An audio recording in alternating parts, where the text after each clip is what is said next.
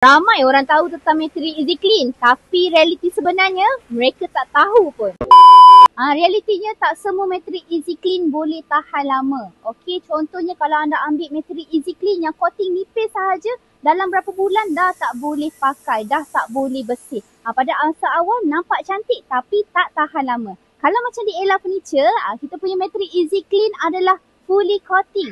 Siap ada SGS test result. Maksudnya dah diuji. Contoh ada situasi anak kecil dah kotorkan sofa, especially sofa warna putih. Contoh situasi kita letak sos cili. Okey, di sini kita letak sos cili. Okey. Contohnya kalau ada kicap ke, puan hanya ambil kain basah saja. Lap begitu je dah boleh hilang. Okey, dah boleh hilang dalam masa sekejap sahaja.